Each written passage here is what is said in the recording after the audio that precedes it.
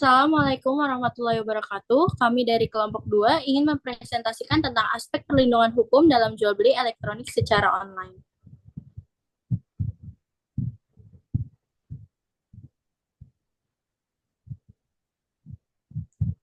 Saya Diana Zlaulia sebagai moderator.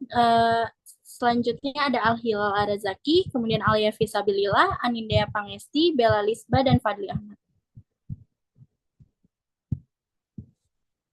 Oke, yang pertama ada latar belakang.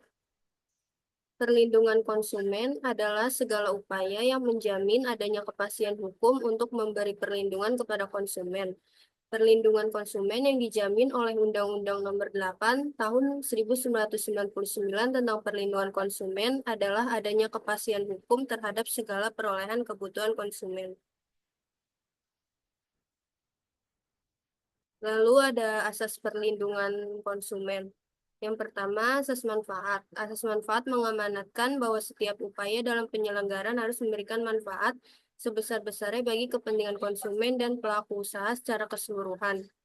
Lalu yang selanjutnya ada asas keadilan, bertujuan untuk memastikan bahwa partisipasi seluruh masyarakat dapat terwujud secara maksimal dan memberikan kesempatan bagi konsumen dan pelaku usaha untuk memperoleh hak-haknya dan melaksanakan kewajibannya secara adil.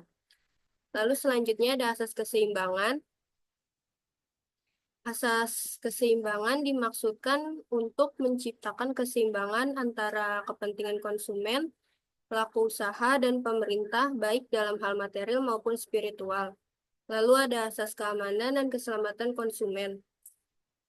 Bertujuan untuk memberikan jaminan atas keamanan dan keselamatan dalam penggunaan, pemakaian, dan pemanfaatan barang atau jasa yang dikonsumsi atau digunakan.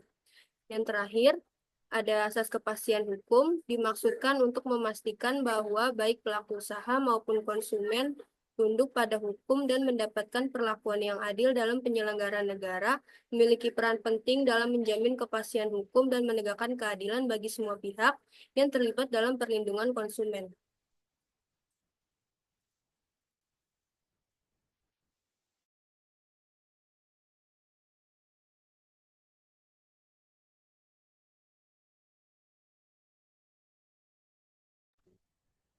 Selanjutnya ada UU Perlindungan Konsumen. Yang pertama, meningkatkan kesadaran, kemampuan, dan kemandirian konsumen untuk melindungi diri. Yang kedua, mengangkat harkat dan martabat konsumen dengan cara menghindarkannya dari ekses negatif pemakaian barang dan atau jasa. Yang ketiga, meningkatkan pemberdayaan konsumen dalam memilih, menentukan, dan menuntut haknya sebagai konsumen. Kemudian menciptakan sistem perlindungan konsumen yang mengandung unsur kepastian hukum dan keterbukaan informasi serta akses untuk mendapatkan informasi. Selanjutnya, menumbuhkan kesadaran pelaku usaha mengenai pentingnya perlindungan konsumen sehingga tumbuh sikap yang jujur dan bertanggung jawab dalam berusaha.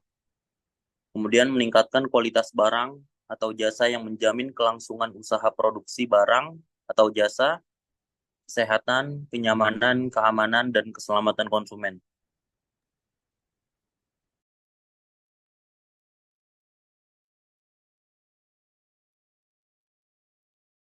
Selanjutnya ada tujuan pelaksanaan pemanfaatan teknologi informasi dan transaksi elektronik. Mencerdaskan kehidupan bangsa sebagai bagian dari masyarakat informasi dunia. Mengembangkan perdagangan dan perekonomian nasional dalam rangka meningkatkan kesejahteraan masyarakat. Meningkatkan efektivitas dan efisien pelayanan publik dan membuka kesempatan seluas-luasnya kepada orang untuk memajukan pemikiran, kemampuan di bidang penggunaan dan pemanfaatan teknologi. Dan yang terakhir, memberikan rasa aman, keadilan, kepastian hukum bagi pengguna penyelenggaraan teknologi informasi.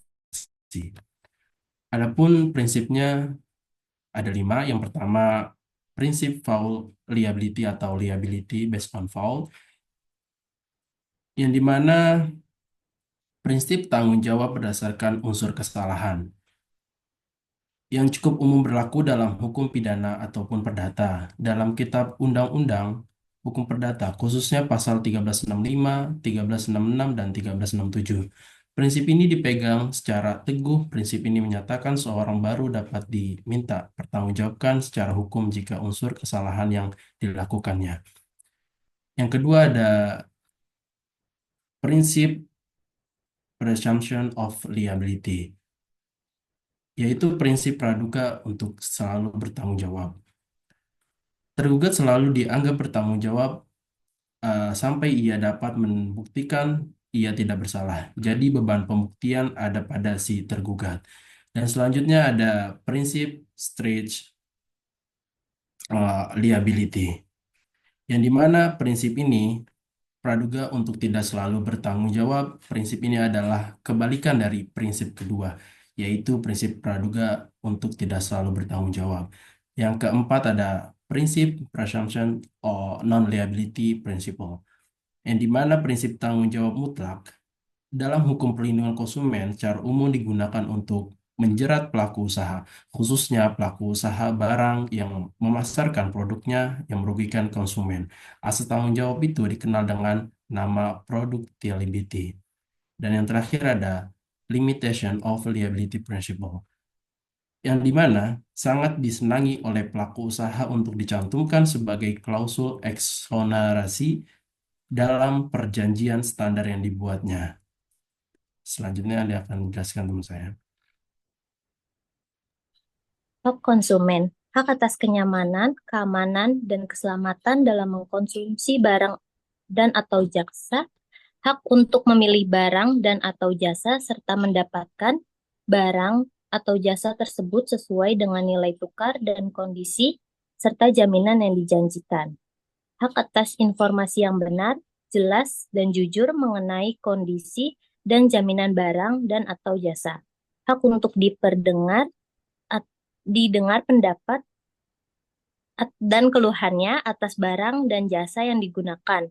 Hak untuk mendapatkan advokasi, perlindungan, dan upaya penyelesaian sengketa perlindungan konsumen secara patut. Hak untuk mendapat pembinaan dan pendidikan konsumen. Hak untuk diperlakukan atau dilayani secara benar dan jujur serta tidak diskriminatif. Kewajiban konsumen yang pertama, membaca atau mengikuti petunjuk informasi dan prosedur pemakaian atau pemanfaatan barang dan jasa demi keamanan dan keselamatan. Beritikat baik dalam melakukan transaksi pembelian barang dan jasa. Membayar sesuai dengan nilai tukar yang disepakati. Mengikuti upaya penyelesaian hukum sengketa perlindungan konsumen secara patut. Selanjutnya ada hak pelaku usaha. Yang pertama, hak untuk menerima pembayaran yang sesuai dengan kesepakatan mengenai kondisi dan nilai tukar barang atau jasa yang diperdagangkan. Kedua, hak untuk mendapat perlindungan hukum dari tindakan konsumen yang beritikat baik. Yang ketiga, hak untuk melakukan pembelaan diri sepatutnya di dalam penyelesaian hukum sengketa konsumen. Yang terakhir, hak untuk rehabilitasi nama baik apabila terbukti secara hukum bahwa kerugian konsumen tidak diakibatkan oleh barang atau jasa yang diperdagangkan. Hak-hak yang diatur dalam ketentuan peraturan perundang-undangan lainnya. Selanjutnya ada kewajiban pelaku usaha. Yang pertama, beritikat baik dalam melakukan kegiatan usahanya, melayani konsumen secara baik dan benar serta jujur tidak diskriminatif, menjamin mutu barang atau jasa yang diproduksi atau diperdagangkan berdasarkan mutu ketentuan barang atau jasa, memberi kesempatan kepada konsumen untuk menguji dan mencoba barang atau jasa tertentu serta memberikan jaminan atau garansi atas barang yang diperdagangkan, memberi kompensasi atau ganti rugi akibat penggunaan pemakaian dan pemanfaatan barang atau jasa yang diperdagangkan. Yang terakhir, memberi kompensasi atau ganti rugi penggantian barang apabila barang atau jasa yang diterima tidak sesuai yang diperjanjikan. Baik, di slide terakhir ada studi kasus flash sale yang terjadi di marketplace. Contoh kasus yaitu pembatalan transaksi flash sale yang dilakukan secara sepihak oleh marketplace Shopee. Kasus pertama yang sempat viral ini menimpa seorang konsumen yaitu Bapak Edo yang mengikuti flash sale berupa penawaran sebuah jam tangan yang dengan harga normal 2.500.000 yang dapat dibeli oleh konsumen hanya senilai 1.000.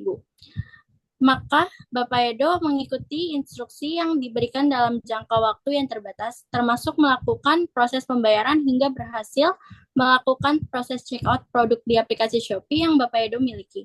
Namun kira-kira 50 menit kemudian, pihak Shopee mengeluarkan notifikasi bahwa transaksi flash sale tersebut dibatalkan dengan alasan ada kesalahan pada sistem.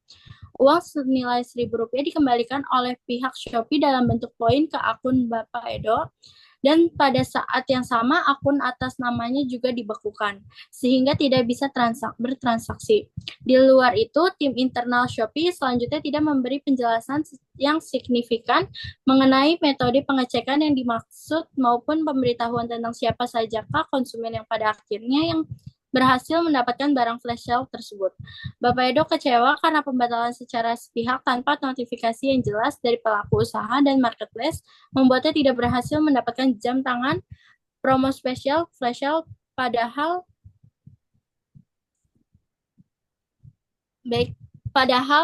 sudah mengikuti prosedur sesuai dengan ketentuan.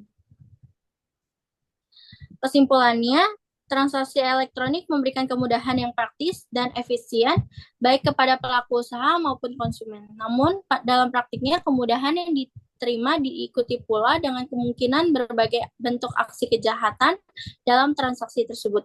Pihak yang rentan mengalami kerugian adalah konsumen karena harus melakukan pembayaran terlebih dahulu dalam transaksi maupun kondisi barang atau jasa yang diterima belum tentu sesuai dengan kesepakatan yang telah disetujui para pihak. Payung hukum yang memberikan jaminan perlindungan kepada konsumen dalam transaksi elektronik adalah Undang-Undang Nomor 8 Tahun 1999 tentang perlindungan konsumen. Kemudian ada Undang-Undang Nomor 19 Tahun 2016 tentang perubahan atas Undang-Undang Nomor 11 Tahun 2008 tentang informasi dan transaksi elektronik, serta Peraturan Pemerintah Nomor 82 Tahun 2012 tentang penyelenggaraan sistem dan transaksi elektronik. Ketentuan hukum tersebut diantaranya mengatur mengenai hak dan kewajiban konsumen dan pelaku usaha, perbuatan yang dilarang, tanggung jawab pelaku usaha, peran pemerintah, penyelesaian sengketa, saksi hukum, dan sebagainya. Akhir, tanggung jawab pelaku usaha jelas dimuat dalam ketentuan hukum diantaranya. Pelaku usaha bertanggung jawab memberikan ganti rugi atas kerusakan, pencemaran, dan kerugian konsumen akibat mengkonsumsi barang atau jasa yang dihasilkan atau diperdagangkan. Yang kedua, ganti rugi sebagaimana dimaksud pada ayat 1 dapat berupa pengembalian uang atau penggantian barang dan atau jasa yang sejenis atau setara nilainya, atau perawatan, kesehatan atau pemberian santunan yang sesuai dengan ketentuan peraturan perundang-undangan yang berlaku. Yang ketiga, pemberian ganti rugi dilaksanakan dalam jangka waktu 7 hari setelah tanggal transaksi. Yang terakhir ada pemberian ganti rugi sebagaimana dimaksud pada ayat 1 dan 2 tidak menghapuskan kemungkinan adanya tuntunan pidana berdasarkan pembuktian lebih lanjut mengenai unsur kesalahan. Terima kasih. Ini presentasi dari kelompok kami. Kurang lebihnya mohon maaf. Assalamualaikum warahmatullahi wabarakatuh.